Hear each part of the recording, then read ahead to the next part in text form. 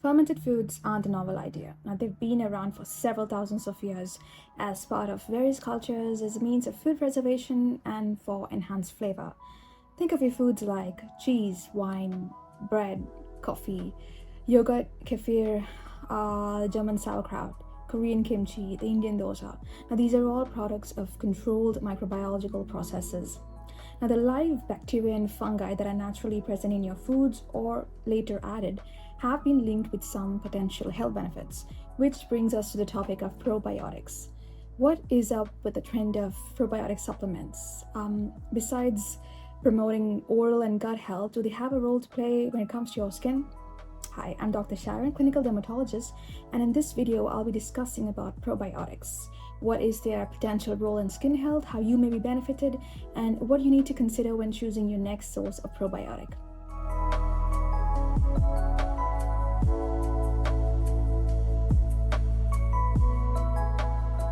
Now, our skin plays host to thousands of species of bacteria, some fungi, and together this diverse collection is known as the skin microbiota.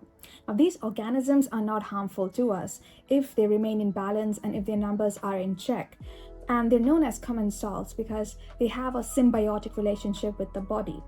Now, one of the functions of the skin is to protect the body from foreign pathogens. So these good microbes, they basically attack external microorganisms either directly or by calling for help from the higher ups in the immune cell rank. Now, similar to the skin microbiota, but a lot bigger, is the one present in your gut or the gastrointestinal tract. Now, even there, the microbes have similar functions. They help keep the barrier from getting compromised, they protect from foreign pathogens, and they basically promote good gastrointestinal health. But how did we know that bacteria and other pathogens could positively influence our health? One important point in history. It was in 1907 when Elie Metchnikoff, a Russian biologist, noticed a certain population in Bulgaria who would regularly consume fermented dairy, and he attributed their good health with it. Metchnikoff went on to present a link between gut microbiota and health, and he presented his theory of manipulating the bacteria pool in the gut to enhance longevity of life and promote better bowel health. He is generally considered as the father of probiotics.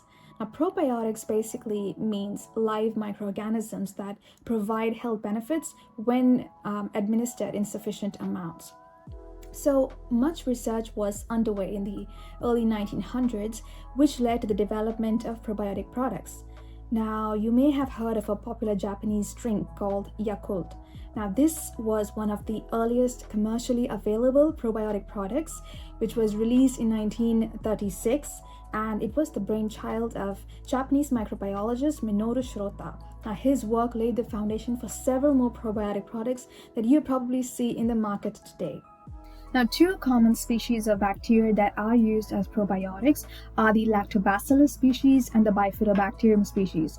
Now, why is this important to know? Because not all bacteria species and their subtypes or strains confer the same health benefit, nor do they all provide any health benefits at all.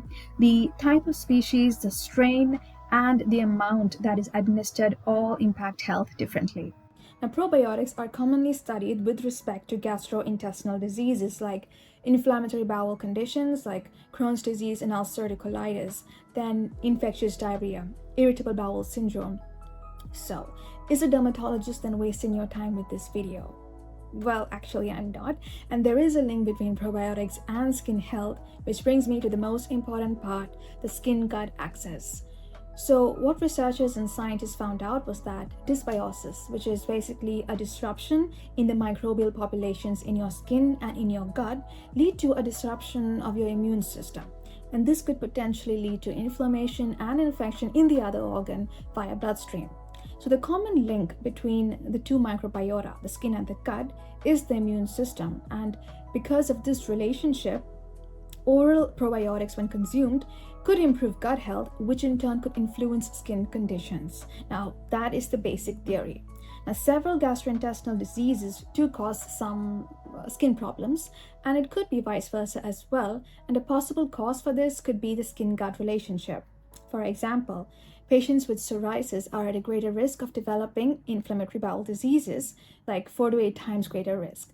Then patients who have inflammatory bowel diseases could present with skin conditions like pyoderma gangrenosum, which are basically large painful ulcers, and erythema nodosum, which are again painful lumps underneath your skin, usually seen over the shins.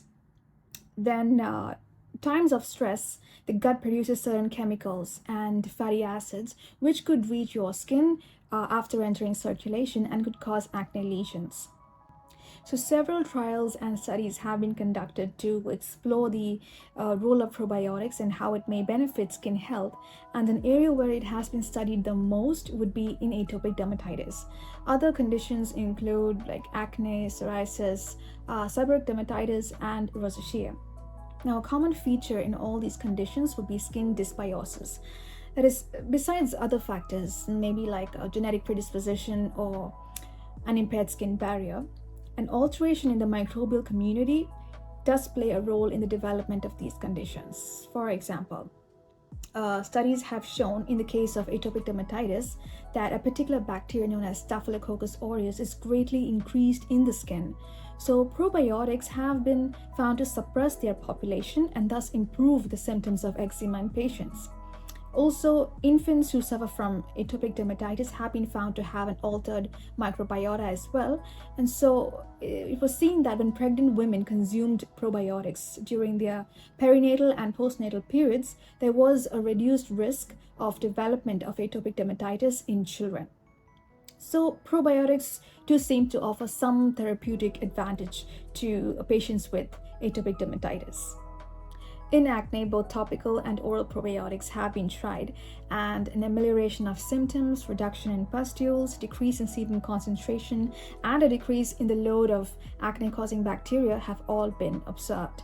In seborrheic dermatitis, symptoms of itching, redness, flaky skin, dandruff have shown some improvement with oral probiotics as well. And just like the other conditions, an altered microbial diversity plays a role in the severity of the condition. Then other general effects of probiotics on skin include increased skin moisture, better elasticity, less pronounced wrinkles, and a general better appearance of skin. Now finally, after this brief overview, it seems that probiotics are good and must be recommended for skin conditions, right? Well, actually no, and now let me address what's missing in this picture. The clinical trials and studies that have shown promising results are not big enough or similar enough to have recommendations and guidelines based off of them for the general population. Results are just not that straightforward.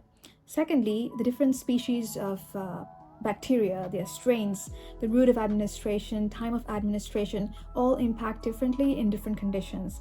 You can't just take any random probiotic for a specific condition. It may just not work for you. Thirdly, the long-term safety effects are still to be evaluated. Now, we need to remember that these are live pathogens that we are consuming. And so while the bacteria that I mentioned earlier, the lactobacillus and the bifidobacterium species, are generally safe in healthy individuals, those who have a compromised immune system are at a risk of developing serious infection. Just this year, the FDA issued a warning against the use of probiotics in preterm infants. Now, probiotic products are not regulated. Now, they may be sold as dietary supplements over the counters, and because of their marketing, consumers might mistake it for a higher therapeutic benefit. If you look at the packaging of these products, you might notice the CFU number, which is colony forming unit. It tells you how many viable or living cells are present in the particular product. Now, a higher CFU number has not been proved to be better, because what's more important is the type of pathogen and its strain in these products, because not all of them will be tested out in clinical trials to have some kind of a health benefit. So choose your products with care, and clinicians who recommend these products would do better by specifying the type of bacteria species and the type of strain if they want to influence a particular skin condition. And that's the end of this video. I hope it was not an information overload, but the topic of probiotics is really interesting, and hopefully much more research will develop in the near future and benefit us. Until my next video, bye.